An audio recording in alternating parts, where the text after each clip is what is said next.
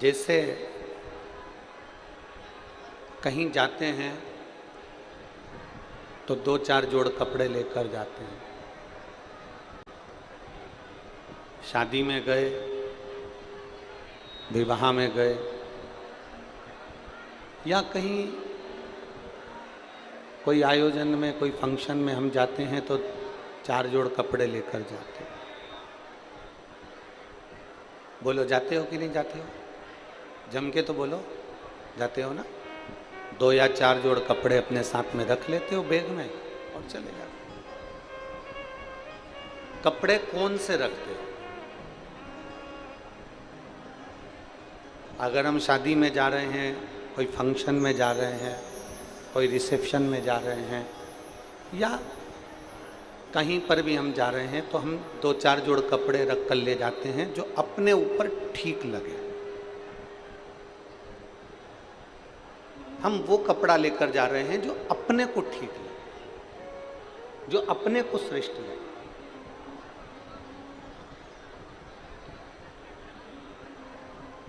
शिव महापुराण की कथा भी ये कहती है कि हम कहीं जाते हैं तो चार जोड़ कपड़े जो अपने तन पर ठीक लगे उनको लेकर जाते हैं। उसी तरह शिव महापुराण की कथा कहती है कि अपनी पूरी जिंदगी में, अपने पूरे जीवन में कोई चार लोगों का संग ऐसा कर लो जो आपका मार्गदर्शन करते रहें और आपकी जिंदगी को ठीक चलाते रहें।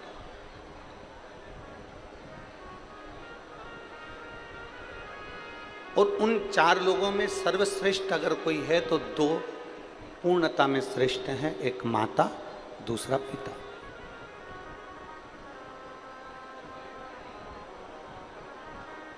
अगर माता पिता का मार्गदर्शन हमारी जिंदगी में है,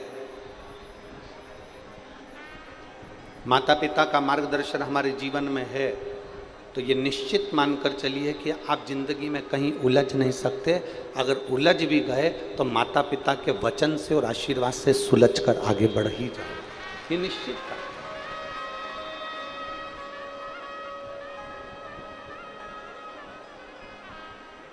एक मनुष्य का, इस मानव शरीर का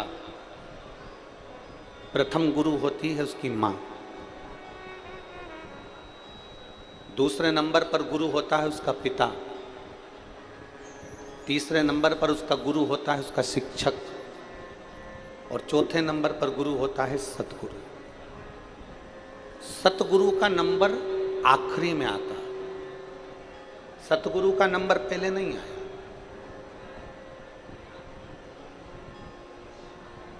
जिस गुरु से आप गुरु मंत्र लेते हो उस गुरु का नंबर चौथे नंबर पर है, आखिरी, उसका पहला नंबर नहीं। सबसे पहला नंबर अगर किसी गुरु का आता है तो वो हमारी माँ का आता है, माता का आता है। पहला गुरु कौन है? जम के बोलो, माँ। दूसरा गुरु कौन है? आवाज नहीं आ रही, जम के बोलो, पिता। तीसरा गुरु कौन है? शिक्षक, जिसने तुम्हें पढ़ाया, जिसने तुम्हें विद्याध्ययन कराया, तुम्हारी बुद्धि का विकास करा। तीसरे नंबर का गुरु है शिक्षक और चौथे नंबर पर जो गुरु आता है वो होता है सतगुरु, आखिरी है। पर अभी जो वर्तमान की स्थिति देखी जा रही है, अभी जो वर्तमान का समय देखा जा रहा है, इस समय में लोग जो चौथे नंबर का गुरु है उसको पहले नंबर पर ले आए और जो पहले नंबर का गुरु है उसे चौथे नंबर पर पहुंचा दिया।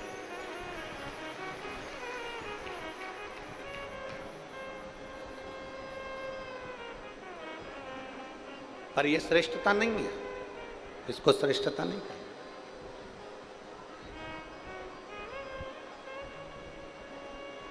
चौथे नंबर का गुरु है सतगुरु और पहले नंबर का गुरु है हमारे घर में रहने वाली बुजुर्ग माँ।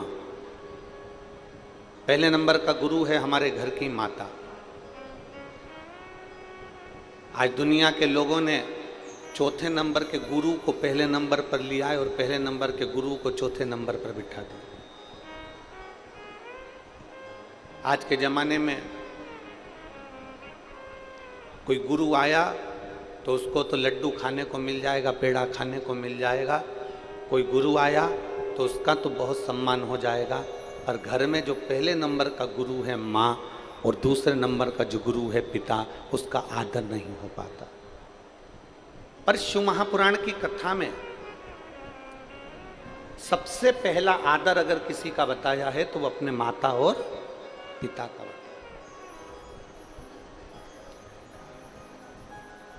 श्री गणेश जी महाराज ने और श्री षडानंद कार्तिकेय जी ने अपने माता पिता के कहने पर पृथ्वी की परिक्रमा करना प्रारंभ किया।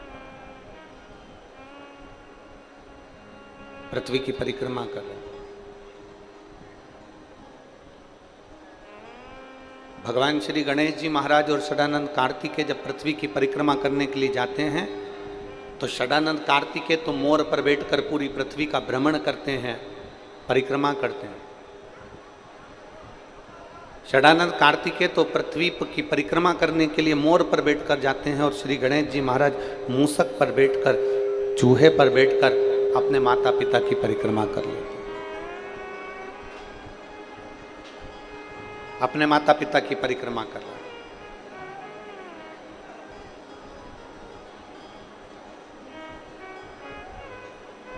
अब माता पिता की परिक्रमा कर रहे हैं मतलब माता पिता का आदर कर रहे हैं, मतलब माता पिता का सम्मान कर रहे हैं, माता पिता को आदर प्रदान कर रहे हैं।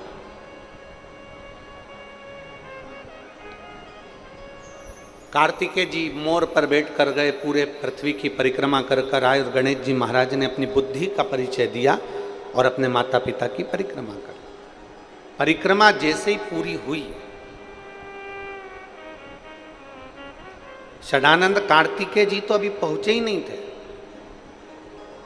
और गणेश जी महाराज ने अपने माता पिता की परिक्रमा कर ली और परिक्रमा करते से ही भगवान शंकर जी ने उन्हें वर प्रदान कर दिया कि तू प्रथम गिनती में आए।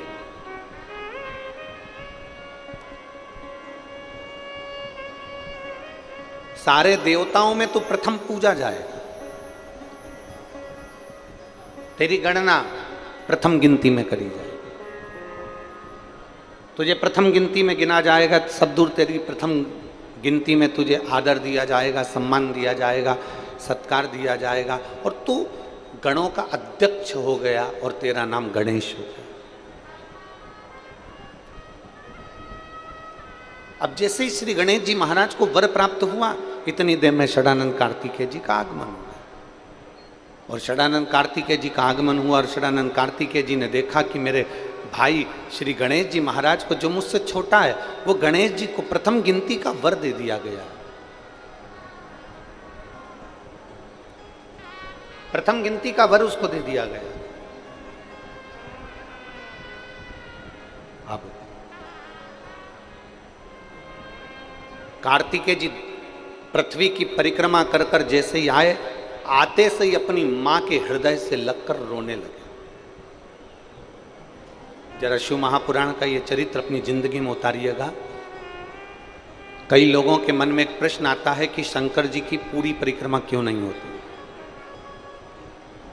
भगवान देवती ने महादेव की परिक्रमा क्यों नहीं लगाई जाती, भगवान शंकर की परिक्रमा पूरी क्यों नहीं करी जाती, आधी परिक्रमा कर कर वापिस क्यों लौट आते हैं।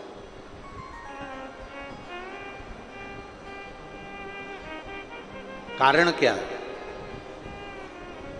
तो इसको समझना जरूरी है।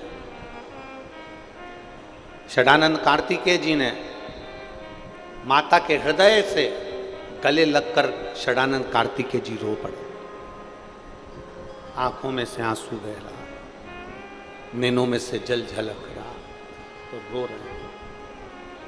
मां ने पूछा, कार्तिकेय तू रो क्यों रहा है, तेरे रोने का कारण क्या है, तू रो क्यों रहा है, तेरी आंख में आंसू क्यों है, तेरे रोने का कारण क्या है। षडानंद कार्तिकेय जी ने कहा, मां माता पिता ने मुझसे कहा था कि पृथ्वी की परिक्रमा कर कर आओ, तो मैं पृथ्वी की परिक्रमा करने के लिए गया। माता पिता ने मुझसे कहा कि तुम पृथ्वी की परिक्रमा करने जाओ, तो मैं पृथ्वी की परिक्रमा करने गया। गणेश जी ने बुद्धि का परिचय दिया और आप दोनों को प्रसन्न कर कर आप दोनों की परिक्रमा कर कर आपसे वर प्राप्त कर लिया। मां, सत्य बताना। माता पिता ने यह नहीं कहा कि हमारी परिक्रमा करो, माता पिता ने तो पृथ्वी की परिक्रमा का कहा था, तो मैं पृथ्वी की परिक्रमा करने गया। गणेश जी महाराज ने पूरे ब्रह्मांड को अपने माता पिता में देखा। पूरे ब्रह्मांड को गणेश जी महाराज ने अपने माता पिता में देखा, इसलिए उन्होंने परिक्रमा कर ली। कार्तिकेय को रोता हुआ देखकर मां पार्वती जी के भी आंखों में जल झलक गए। षडानंद कार्तिकेय जी को रोता हुआ देखकर माता पार्वती जी की भी आंख में से आंसू बहने लगे। और मां जगत जननी जगदम्बा उठकर खड़ी हो गई। माता पार्वती जी उठकर खड़ी हो गई और पार्वती जी जैसे उठ के खड़ी हुई और खड़े होते से उन्होंने देवाधिदेव महादेव से कहा कि आपका यह निर्णय श्रेष्ठ नहीं लगा। पीछे की आवाज खोलिए, उधर साइड के पीछे की।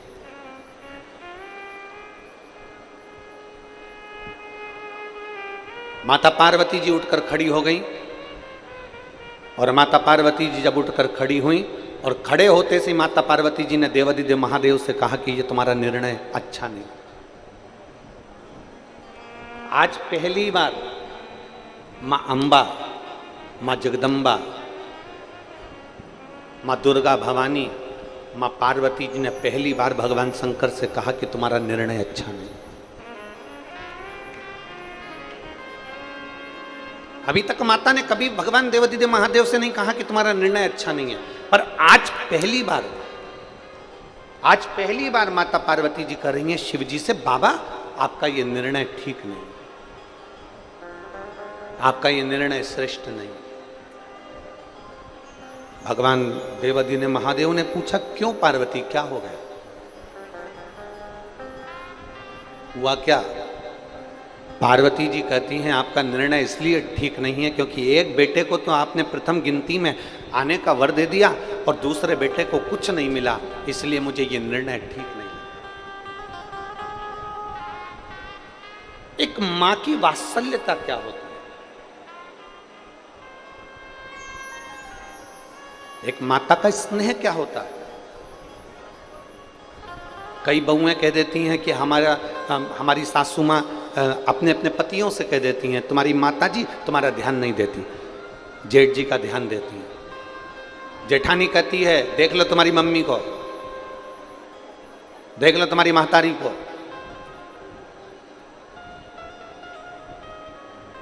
तुम्हारी मां तुम्हारे छोटे भाई का ध्यान देती है।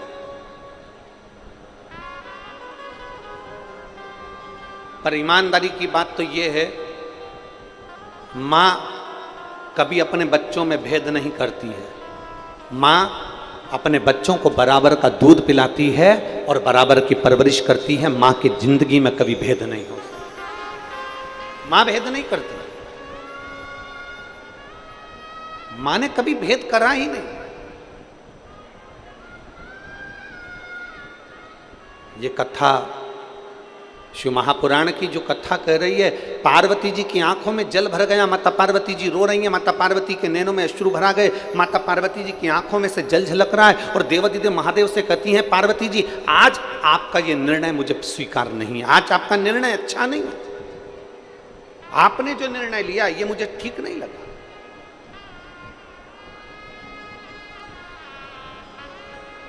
आज आपका ये निर्णय मुझे स्वीकृत नहीं है। शंकर भगवान ने पूछा क्यों, मेरे निर्णय में कमी क्या रह गई?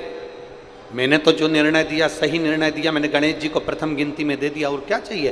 पार्वती जी कहती हैं गणेश जी ने बुद्धि का परिचय दिया, पर तुम्हारे पुत्र षडानंद कार्तिकेय ने तो परिक्रमा लगाई है ना, षडानंद कार्तिकेय ने तो पूर्ण परिक्रमा करी है, तो उसको भी तो कोई वर मिलना था, उसको भी तो वर देना था।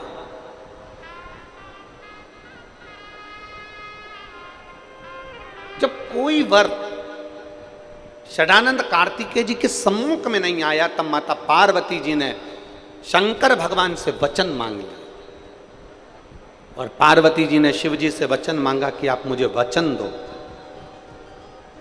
कि आज के बाद आपकी कभी पूरी परिक्रमा नहीं होगी।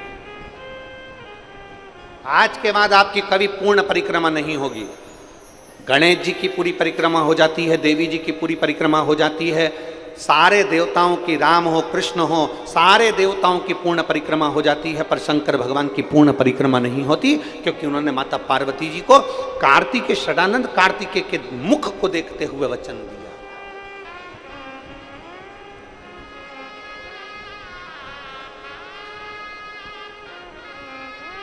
प्रभु गणेश जी को तो आपने प्रथम गिनती में दे दिया, अब षडानंद कार्तिकेय को प्रथम गिनती में कैसे दोगे?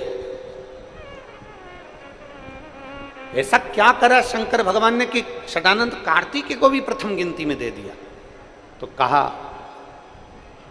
जो घर के अंदर पूजन में, स्मरण में, अनुष्ठान में, पाठ में, शुभ कार्य में, सारे अच्छे कार्य में अगर प्रथम गिनती में गणेश जी को गिना जाएगा, तो उसी प्रथम गिनती में जो कलश रखाएगा, उस कलश के ऊपर जो श्रीफल रखाएगा, वो श्रीफल भी षडानंद कार्तिकेय के भाव से ही प्रथम गिनती का मान्य हो।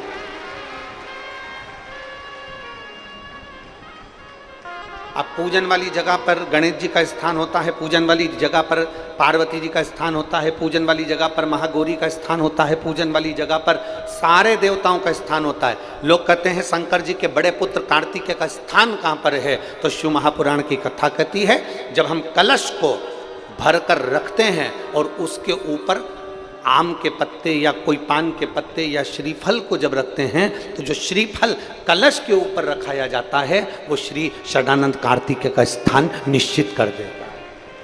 षडानंद कार्तिकेय का स्थान निश्चित कर देता है। केवल एक मां,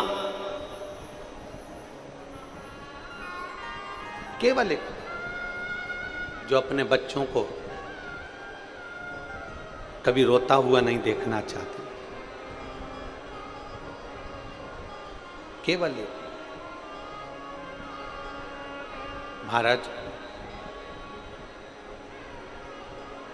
शिव महापुराण की कथा में अभी आपको कहा था कि कहीं जाते हो तो 4 जोड़ कपड़े लेकर जाते हो, और कपड़े वो लेकर जाते हो जो तुमको ठीक लगे, कपड़े वो लेकर जाते हो जो तुम्हें अच्छे लगे। उसी तरह जैसे 4 जोड़ कपड़े हमारे शरीर को अच्छे लगे हम वो लेकर जाते हैं, उसी तरह 4 गुरुओं का आशीर्वाद आपकी जिंदगी में होना चाहिए। प्रथम माँ, द्वितीय पिता, तृतीय शिक्षक।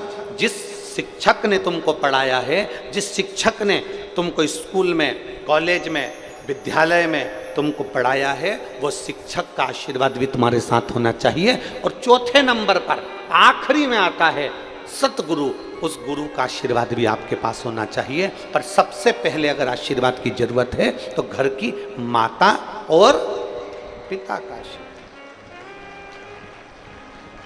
प्रथम में मां, द्वितीय में पिता, तृतीय में शिक्षक और चतुर्थ में सद्गुरु।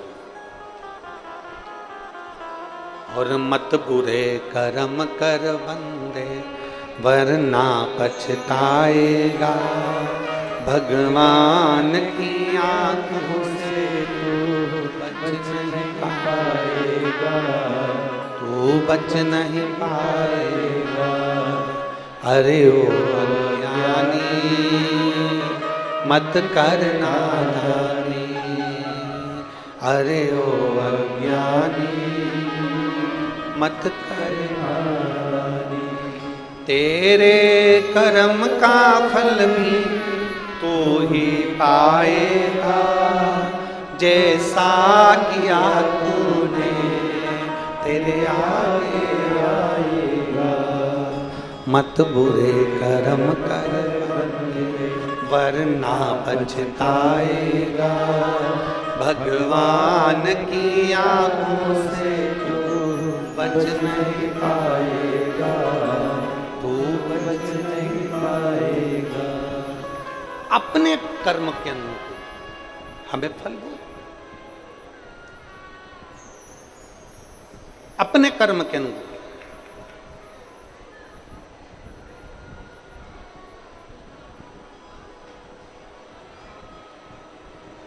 और जब तक शिव महापुराण की कथा कहती है, षडानंद कार्तिकेय ने अपनी माता के कहने पर तारकासुर का संहार किया।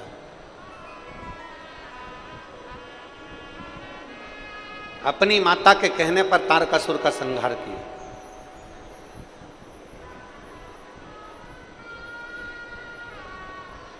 सबसे विचित्र असुर है तारकासुर। शायद दुनिया में ऐसा असुर नहीं हुआ, ऐसा राक्षस नहीं हुआ।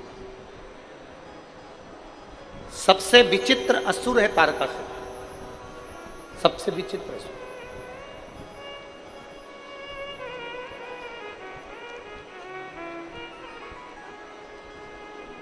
शायद दुनिया में ऐसा असुर नहीं हुआ, ऐसा राक्षस नहीं हुआ। रावण को मारा गया तो एक रत्ती का नहीं सोचा गया कि इसको कहां बाण लगना है, इसके शरीर में कहां बाण चुभना है, इसके शरीर को कहां कष्ट होना है, वो नहीं देखा गया। कंस को मारा गया तो ये विचार नहीं करा गया कि इसको कैसे मारना, पर केवल एक तारकासुर ऐसा था जिसको मारने के लिए भगवान शंकर ने भी विचार करा और माता पार्वती जी ने भी विचार करा कि तारकासुर के हृदय में बाण नहीं चुभना चाहिए, क्योंकि ये तारकासुर के हृदय में शंकर भगवान का निवास है, शिव का निवास। बोल बम का नारा है, सारी समस्या का हल।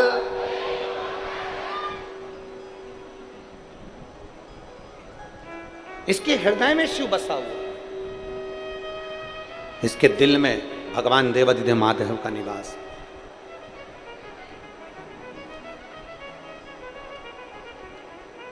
और क्यों ना हो,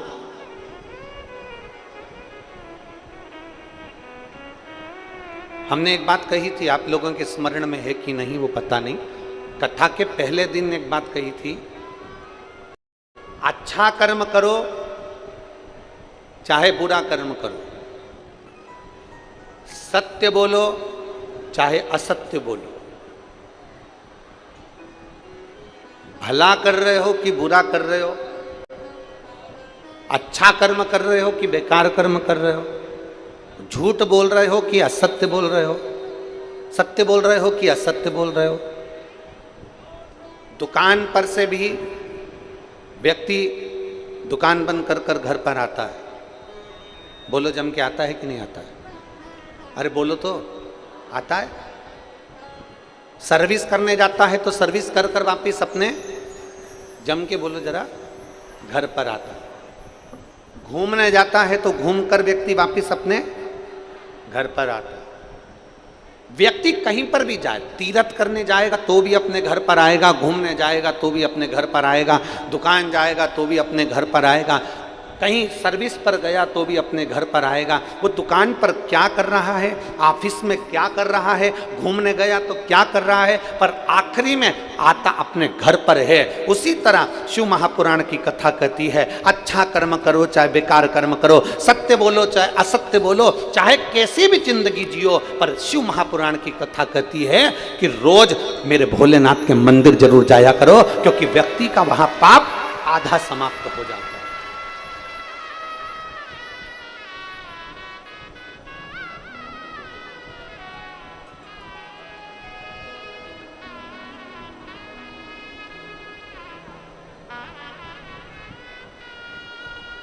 व्यक्ति का आधा पाप में समाप्त हो जाता है।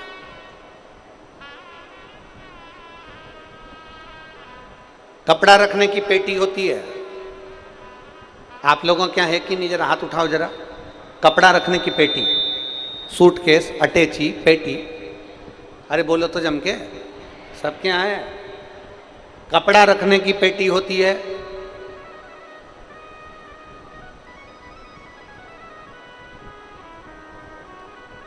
एलईडियां नहीं चल रही हैं क्या? पीछे की एलईडियां नहीं चल रही हैं?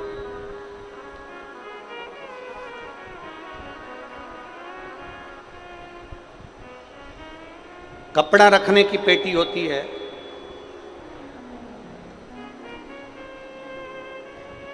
मंदिर में दान रखने की पेटी होती है, क्या कहते हैं उसको? दान पेटी।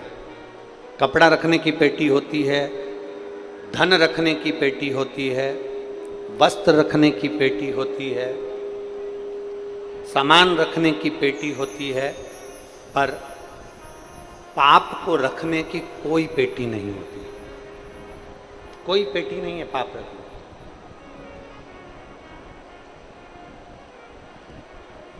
पाप को रखने की कोई पेटी नहीं है।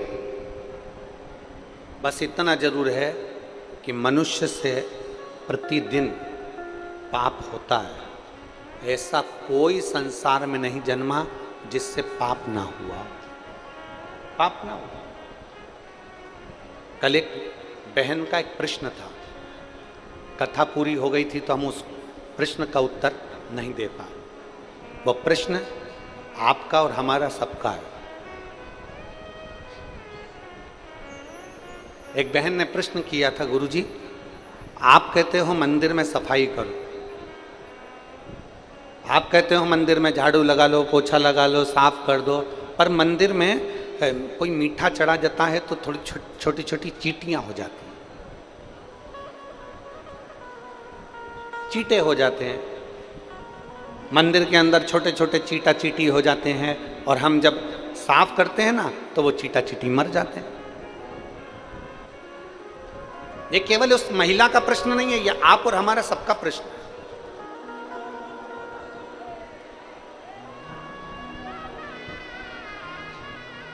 हर एक व्यक्ति का ये प्रश्न है कि मंदिर में हम सफाई करते हैं तो वहाँ छोटी छोटी चींटियाँ हो जाती हैं, चींटे हो जाते हैं, छोटे से जीव हो जाते हैं। जब हम कपड़ा फेरते हैं, झाड़ू लगाते हैं तो वो छोटे छोटे जीव मर जाते हैं।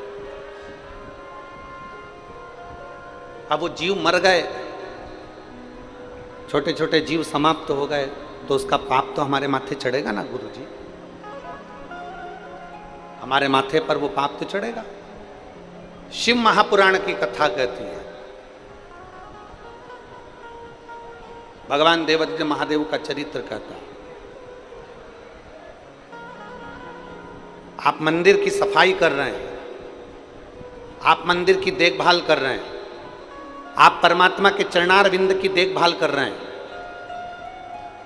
उस समय पर आप परमात्मा के मंदिर को स्वच्छ कर रहे हैं, आप भगवान के मंदिर को स्वच्छ कर रहे हैं, और स्वच्छ करते समय इस शरीर के द्वारा भगवान के उस मंदिर में जो जीव निकल और ज़्यादा मात्रा में हो तो शिव महापुराण की कथा कहती है थोड़ा सा पानी डाल दो, डालते से वो जीव एक और चले जाएंगे।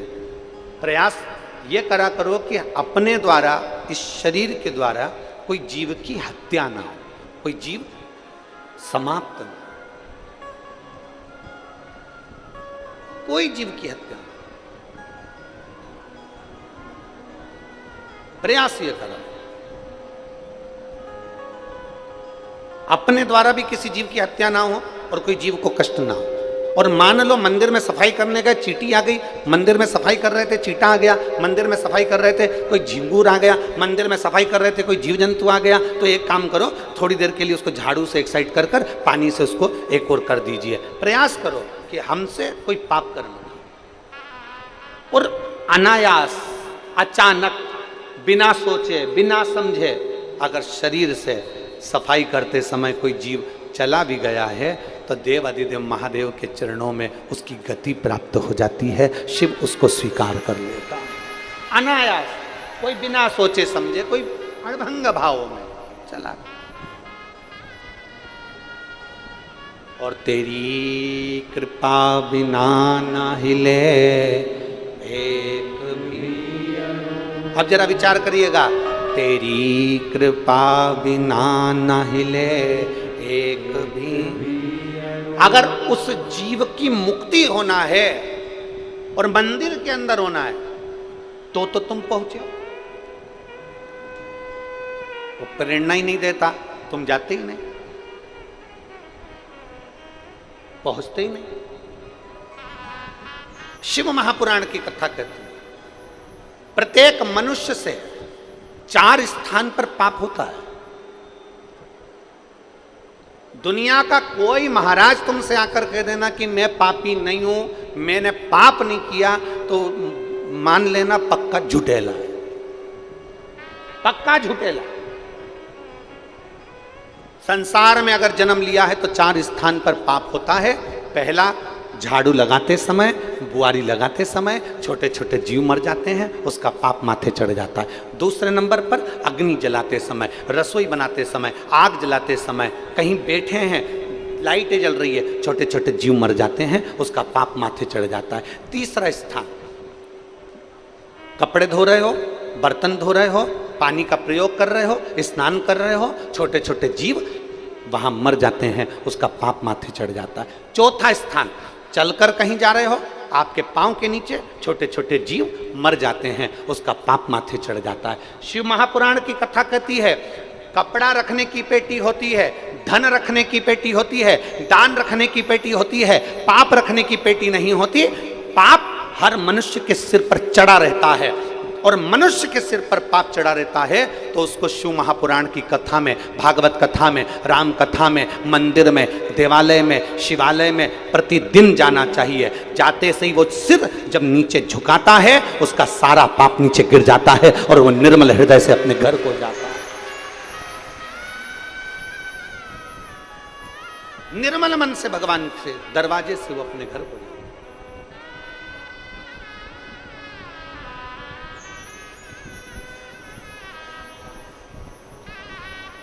अभी माननीय बघेल जी कह रहे थे कि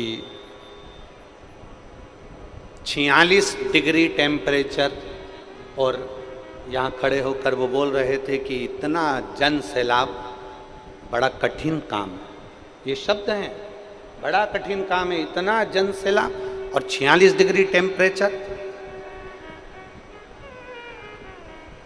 अब ईमानदारी से कहना मेरी जीजियों, अगर दोपहरी में कोई शादी भी कर लेना तो मेरी बहनें घर से नहीं निकलती हैं। कोई शादी की सालगिरह मना ले तो मेरी बहन घर से नहीं निकलती हैं। कोई बुलावा कर ले, कोई फंक्शन कर ले तो मेरी बहन 46 डिग्री टेम्परेचर में दिन में घर से नहीं निकलती है। और आज अपने घर से छाता लाकर, पानी की बोतल लेकर, खुद का खर्चा कर कर लाखों की संख्या में पूरे पंडालों में भक्त भरे पड़े।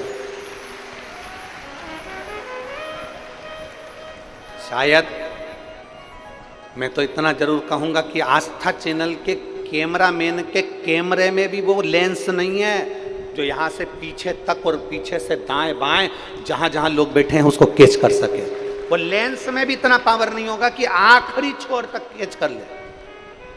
अब इतने भक्त, टेंट, और टेंट नहीं मिल रहा तो अपने घर की चादर, अपने घर की चादर, छाते सब साथ में लेकर। और एक बधाई आपको और दे दें, सोलापुर की जो कथा 6 तारीख वाली कैंसिल हुई थी, उसकी जगह 9 तारीख से 12 ज्योतिर्लिंग में से एक ज्योतिर्लिंग मां नर्मदा जी का घाट ओमकारेश्वर में शिव महापुराण की कथा होगी।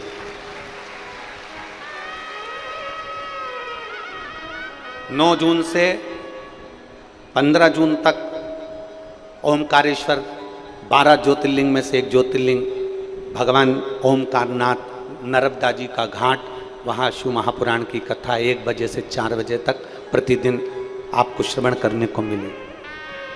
जो ओमकारेश्वर के पास के हैं, जो 12 ज्योतिर्लिंग में कथा सुनने के, जिन्होंने काशी में सुनी, उज्जैन में सुनी, तो ओमकारेश्वर की पवित्र कथा का भी लाभ अवश्य लीजिए और अपने जीवन को धन्य बनाइए। ये शिव तत्व की परंपरा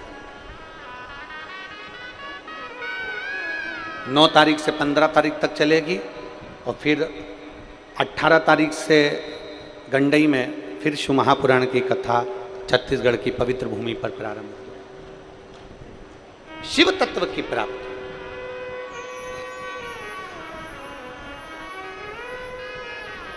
चार स्थान जहां व्यक्ति से पाप होता है। पहला, जम के बोलो, झाड़ू लगाते समय। दूसरा, आगी जलाते समय।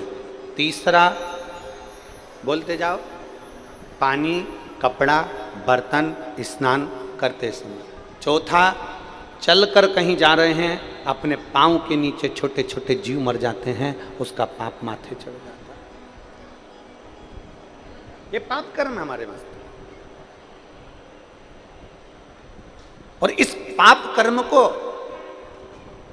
कहीं समाप्त नहीं कर सकते, केवल एक स्थान है इस पाप कर्म को समाप्त करने का, वो देवाधिदेव महादेव का चरणारविंद, शिवालय, देवालय और मेरे देवाधिदेव महादेव की कथा।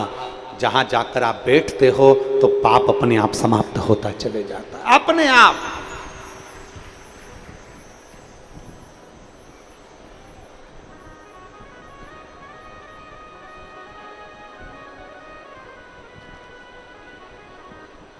धीरे धीरे समाप्त होता है। एक पत्र है, देखिए,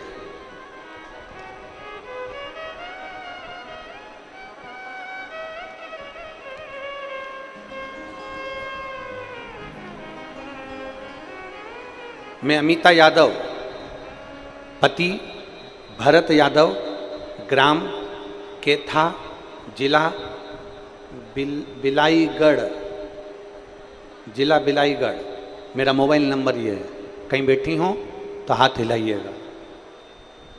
मैं अमिता यादव, पति भरत यादव, ग्राम केथा, जिला बिलाईगढ़, कहीं बैठी हो तो हाथ हिलाइएगा अगर कहीं बैठे हो तो। मेरा मोबाइल नंबर ये है, कहीं बैठी हैं, देखो जरा, कैमरे वाले कैच करिए। बच्चा आया है क्या उनके साथ में?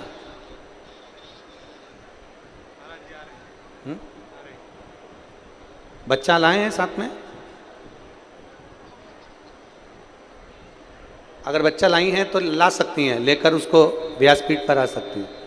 मैं अमिता यादव, पति भरत यादव, ग्राम केथा, जिला बिलाईगढ़, मोबाइल नंबर मेरा ये है। मेरी शादी को 21 साल हो गए थे और मुझे संतान का सुख नहीं था। गुरुदेव, 21 साल में ऐसा कोई डॉक्टर नहीं जिसके हमने हाथ पैर नहीं जोड़े हों। टेस्ट भी करवाया, इलाज करवाया, और जो घर के लोगों ने कहीं बंधन करवाया, कहीं गोदी भरवाई, कहीं किसी के यहाँ गए, कहीं किसी के यहाँ गए, पर औलाद का सुख नहीं हुआ। गुरुदेव, लोग इंतजार करते हैं 2 साल, 5 साल, 6 साल, 7 साल, 8 साल, 10 साल, 15 साल, 19 साल, 20 साल। हमने संतान के लिए 21 साल इंतजार करा, पर संतान का सुख नहीं हुआ। तब गुरुदेव, मेरी छोटी बहन ने बताया कि टीवी पर सीहोर वाला महाराज कथा करता है, आप सीहोर वाले महाराज की कथा सुनो। आसन लगाकर अगर टीवी के सामने बैठकर कथा सुनोगे तो भगवान कुछ ना कुछ अच्छा करेगा। हम टीवी को चालू कर लेते, आसन लगाकर बैठ जाते और आपकी कथा सुनते। आपने शंकर जी के मंदिर में सफाई करने का कहा, हमने शिव जी के मंदिर में जाना प्रारंभ करा और सफाई करना प्रारंभ कर दिया। लोग मेरे ऊपर हंसते कि औलाद तो इसकी है नहीं, घर में फ्री है, इसलिए मंदिर में झाड़ू पोछा करती रहती है। पर गुरुजी, आप कहते हो ना कि दुनिया ताने देगी, देने दो। लोग हमें ताने देते रहे और हम शंकर जी के मंदिर में सफाई करते रहे। गुरुदेव, कमर में सफ़ेद आंकड़े की जड़ बांध ली और पशुपतिनाथ का व्रत प्रारंभ कर दिया। मेरे बाबा ने ऐसी कृपा करी गुरुदेव कि 3 महीने भी पूरे नहीं होने दिए और 2.5 महीने में मेरा गर्भ ठहर गया, और बाबा की कृपा से 21 साल के बाद मेरे घर में संतान की प्राप्ति हुई।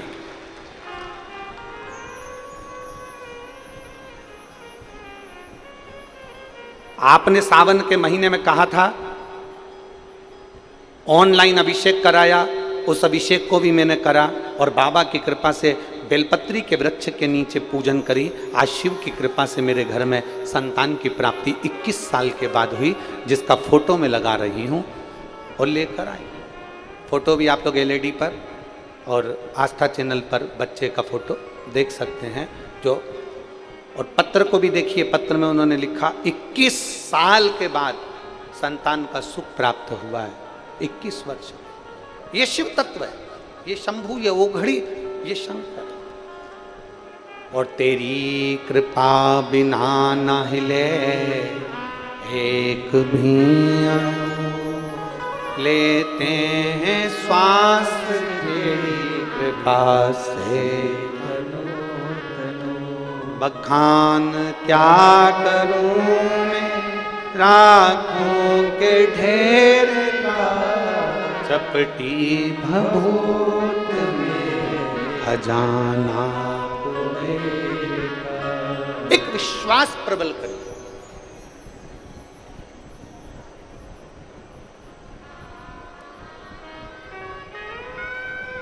थोड़ा मेरा देवाधिदेव महादेव, थोड़ा मेरा शंकर, थोड़ा मेरा भगवान ओघड़ दानी थोड़ा परीक्षा ले सकते, थोड़ी देरी हो सकती है, थोड़ा देर हो सकती है। ये मत सोचना कि तुमने आज जल चढ़ाया और बाबा आज ही सुन ले। उस बहन ने लिखा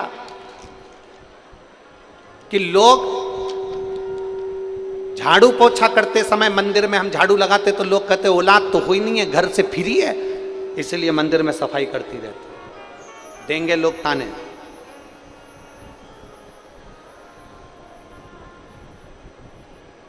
आज एक बात कहना चाहते हैं, बड़ी सावधानी से सुनिएगा।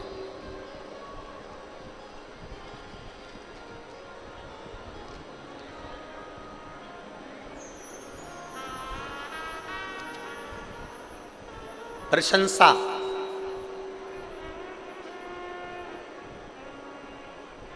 आपकी तारीफ आपकी डिग्री से, आपकी योग्यता से मिल सकती है। क्या चीज? जम के बोलो, जम के जरा। प्रशंसा आपकी तारीफ डिग्री से, आपकी योग्यता से, आपकी प्रसन्नता, आपकी प्रशंसा आपको मिल सकती है। पर निंदा आपको डिग्री से नहीं मिलती है, निंदा आपको योग्यता से नहीं मिलती है। आपकी निंदा आपकी उन्नति से मिलती है, आपकी उन्नति से। आप उन्नति की सीढ़ी पर जैसे जैसे चढ़ते जाओगे, जैसे जैसे आगे बढ़ते जाओगे, वैसे वैसे लोग आपकी निंदा करना प्रारंभ कर देंगे। आपकी प्रशंसा, जैसे कोई आया तो प्रशंसा करी, साहब ये ऐसे हैं, फलाना है, ढिमका है, ये हैं, वो हैं, खूब प्रशंसा करी। ये आपकी डिग्री से मिली है, ये आपकी योग्यता से मिली है। पर निंदा आपकी योग्यता से नहीं मिलती है, निंदा आपकी डिग्री से नहीं मिलती है, निंदा आपकी उन्नति से मिलती है। जैसे जैसे उन्नति की सीढ़ी पर चढ़ते जाओगे, प्रशंसा कम मिलेगी और लोग टांग ज्यादा खींचेंगे, गालियां ज्यादा देंगे, अपशब्द ज्यादा कहेंगे, ताने ज्यादा कसेंगे और इतना आड़ा टेढ़ा कहेंगे कि आपको अंदर से तोड़ने का प्रयास करेंगे।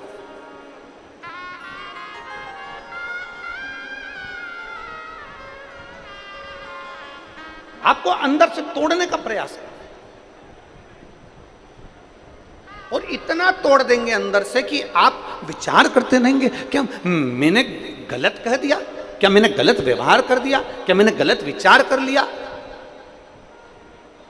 जो उन्नति की सीढ़ी पर चढ़ता है, निंदा उसी के खाते में आती है। जो आगे बढ़कर कुछ अच्छा करता है, निंदा उसी के खाते में आती है। जो कुछ करता ही नहीं है, उसकी कभी निंदा नहीं होती है। निंदा हमेशा उसकी होती है जो कहीं ना कहीं उन्नति की सीढ़ी पर चढ़ रहा हो, आगे बढ़ रहा हो और बहुत आगे निकल चुका हो, उसकी निंदा हो। डरना नहीं है आपको। मेरी बहन, आपने पत्र में लिखा कि लोग हम झाड़ू पोछा करें तो लोग कहते हैं कि इसके घर में औलाद नहीं, फ्री है, इसलिए झाड़ू लगाने आ जाती है, पोछा लगाने आ जाती है। तुम्हें जितनी गाली मिले ना उतनी झेलना। और शंकर भगवान के मंदिर में जाऊं ना, एक लोटा जल चढ़ाने के लिए मेरी जीजियों और मेरे जीजाओं, मेरी बेटियों, मेरे बेटाओं, मेरी माताओं, अगर शंकर के मंदिर में जल चढ़ाने जाओ ना तो शंकर जी से एक प्रार्थना रोज करना, बाबा मुझे मेरी निंदा सुनने की एनर्जी देना, बल देना, ताकत देना कि मैं अपनी निंदा सुन सकूं। क्योंकि निंदा होगी जब आप उन्नति पर चढ़ रहे होगे, निंदा होगी जब आप आगे बढ़ रहे हो। कई लोग किसी माताओं को, कई माताएं कह देती है, देखो अपने आप को कितनी इतरा रही है, हीरोइन बने जा रही है। अब वो हीरोइन जैसी सुंदर होगी तो ही तो उसको निंदा सुनने को मिल रही है। अगर सुंदर नहीं होती तो कौन कहता कि तू हीरोइन जैसी अपने आप को समझदार बन गई। अब इतनी सी बात के पीछे उससे लड़ना नहीं है कि तूने मुझे ऐसा कह दिया, तुम बताओ वो तो ऐसा बोल दी, वो तो ना, बल्कि प्रसन्न होना कि मेरे भोलेनाथ ने मेरी सुंदरता ऐसी बनाई कि दुनिया आज भी मुझसे जल रही है। संकोच ना करिए।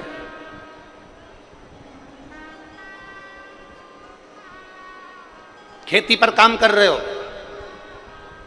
बहुत मेहनत कर रहे हो, बहुत मेहनत, धान बो रहे हो, खूब मेहनत कर रहे हो, और दुनिया के लोग आपसे कह रहे हैं बताओ, दिन भर काम में लगा रहता है, कई छाती पे बांध के ले जाएगा, उसकी लोग निंदा करें तो उसको प्रसन्न होना चाहिए, भगवान तूने मुझे बड़ा बलवान बना कर रखा है, मतलब मैं उन्नति की सीढ़ी पर चढ़ना प्रारंभ कर दिया, अब मैं आगे बढ़ रहा हूं, मैं तरक्की कर रहा हूं, मैं आगे की ओर अग्रगण्य हो रहा हूं। ये निंदा हमें बल प्रदान करती है।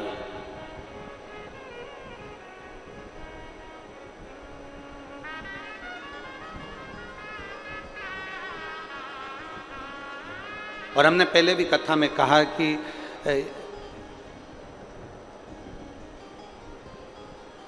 नेताओं में सबसे ज्यादा निंदा अगर किसी की होती होगी तो मोदी जी की होती होगी, और कथाकारों में सबसे ज्यादा निंदा होती होगी तो प्रदीप मिश्रा की होती होगी। हम पहले भी कहे, सबसे ज्यादा निंदा अगर होती होगी ना तो जो उन्नति की सीढ़ी पर चढ़ रहा है, जो तरक्की कर रहा है, जो आगे बढ़ रहा है, बहुत कुछ करने के लिए तैयार, संपूर्ण विश्व को जो जोड़ने का काम करेगा, संपूर्ण भारत को मंदिर और देवालय शिवालय से अगर जोड़ने का काम करेगा, तो लोग उसके ऊपर ताने भी देंगे, गाली भी देंगे, अपशब्द भी कहेंगे और उंगली भी उठाएंगे, और तैयार रहना है। और जितने शिव भक्त शंकर जी की कथा को सुन रहे हैं वो भी तैयार रहें। आप अगर रोज मंदिर जाओगे शंकर जी के, लोग आपको ताना देंगे, ये चल दी सती सावित्री। तुम रोज भगवान शंकर के मंदिर जल चढ़ाने जाओगे, लोग कहेंगे ये चल दी सियोर वाला महाराज की चेली। कानों में सरसों का तेल डाल के रखना, और जो जितना ज्यादा बोले उतनी जोरदार खजूर वाली चोटी बना के और बंठन के जाना, आग लगे बस्ती को, अपन रहो मस्ती में, उतना बंठन कर जा। जो जितना बोले ना, जितना पड़ोसन जितना बोले ना, ये देखो ये चल दी, ये तो दिन भर सियोर वाला महाराज, सियोर वाला महाराज, सियोर वाला महाराज, उसके सामने और मोबाइल चालू करके यूट्यूब पे ये, और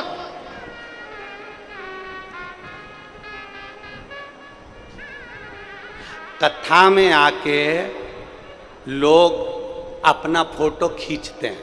बोलो जम के बोलो, अरे बोलो तो, खींचते हैं ना, अब बोलो तो पक्का, इधर वाली कहाँ है, बोलो जरा, खींचते कि नहीं खींचते? जब कथा में आके लोग अपना फोटो खींचते हैं और हमसे लोग कहते हैं गुरुजी तुम नहीं खींचते हो, तो हम उनसे कहते हैं हम भी खींचते हैं, तुम फोटो खींचते हो, हम लोगों को शंकर जी की ओर खींचते हैं, प्रयास बस इतना। तुम फोटो खींचते हो और हम शिव भक्त को शंकर की ओर खींचते हैं। सेल्फी तुम भी ले रहे हो, सेल्फी हम भी ले रहे हैं, हम भी ले रहे हैं, बस अंतर इतना है, तुम्हारी सेल्फी मोबाइल में से डिलीट हो सकती है, पर मेरे महादेव का ऐसा मोबाइल है उसमें से कोई डिलीट होता ही नहीं है। जो एक बार जुड़ गया वो बाबा का हो गया, वो डिलीट नहीं हुआ। एक पत्र देखिए,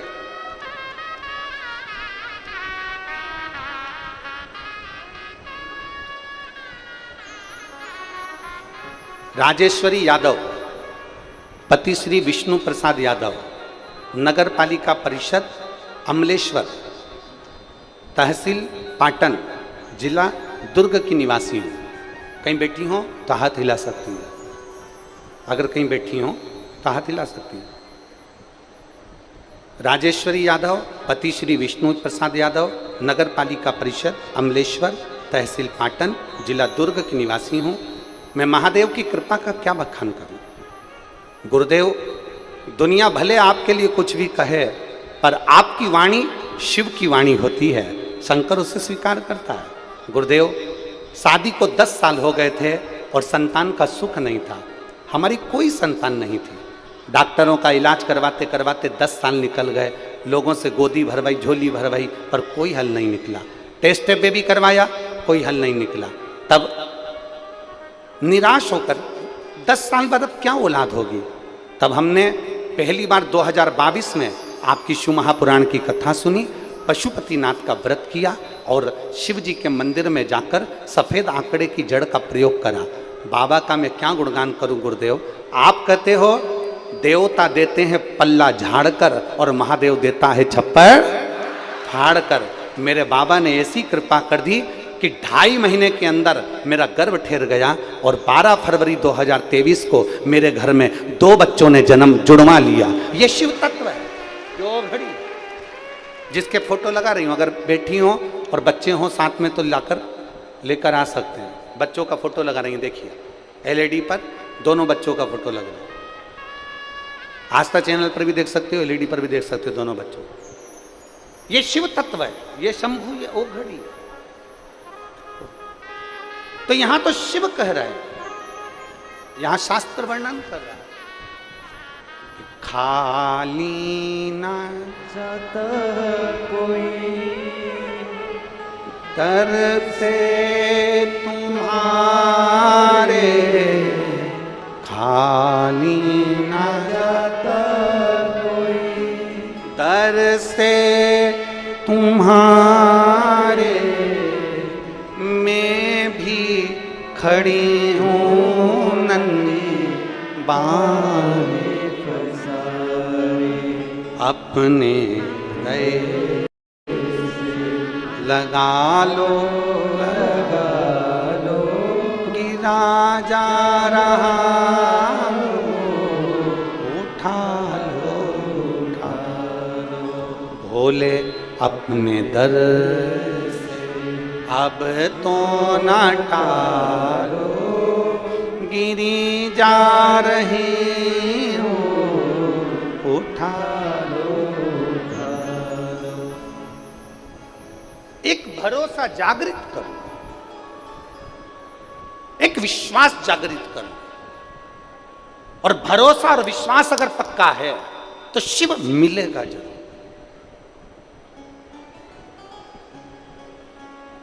एक पत्ता उसके बिगर नहीं हिल सकता, एक अणु उसके बिगर नहीं हिल सकता, बस उसका भजन में मन आपका होना चाहिए और विश्वास की दृढ़ता होना चाहिए।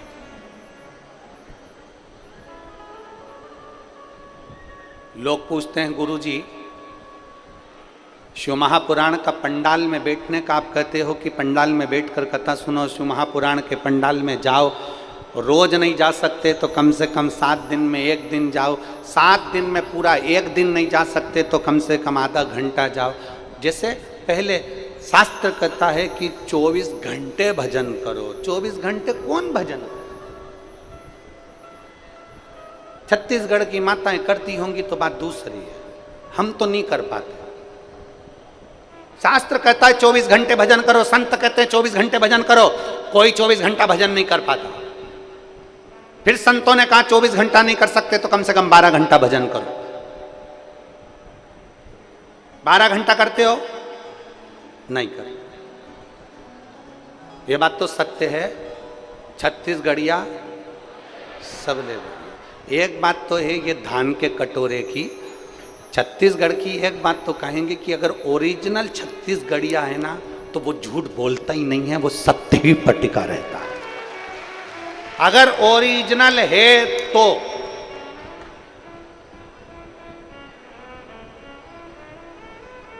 ओरिजिनल छत्तीसगढ़िया होगा ना वो किसी को धोखा नहीं देता, वो किसी को लूटता नहीं है।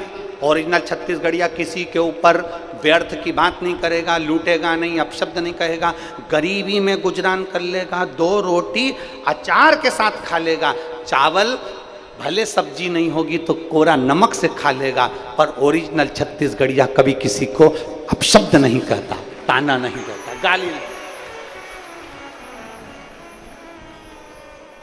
ओरिजिनल छत्तीसगढ़िया की बात कर रहा हूं मैं, डुप्लीकेट छत्तीसगढ़िया की नहीं कर रहा। कई ऐसे भी हैं कमाने के चक्कर में छत्तीसगढ़ में आकर बस गए और उन्होंने देख लिया कि इनको दबाया जाए और अपना वर्चस्व आगे करा जाए, ऐसे भी बहुत सारे पड़े हुए।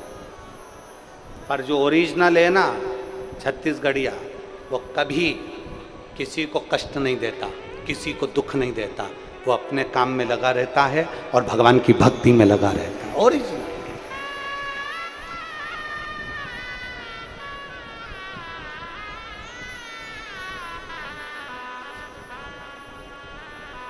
श्रेष्ठ। अभी जैसे माताओं ने कहा, तुरंत जवाब तुरंत दे दिया मेरी माताओं ने, तुरंत।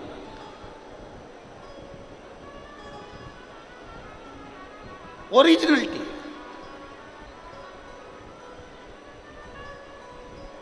हमने पूछा 12 घंटे भजन करते हो क्या? आपने तुरंत कह दिया नहीं करते। मतलब सत्य है, यह होना चाहिए। अब संत कह रहे हैं 12 घंटे भजन नहीं कर सकते तो 6 घंटा करो, 6 घंटा भजन करो।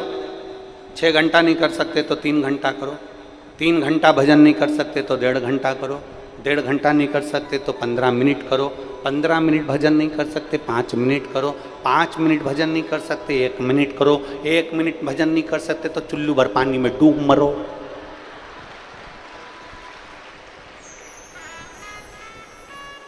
और चुल्लू भर पानी लेने जाने की जरूरत ही नहीं पड़ेगी, अपने यहाँ तो खुद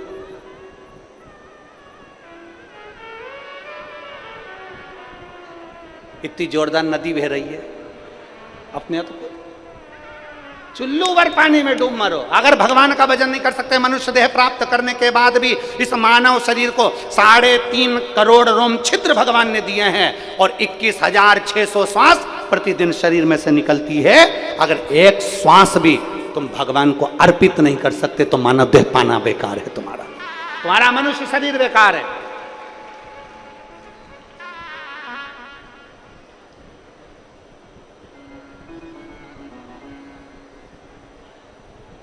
काया को पाके तुम कभी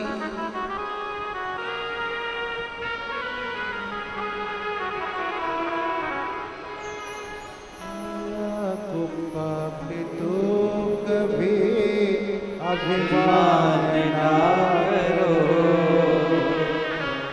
और माटी में मिल जाती काया कभी कभी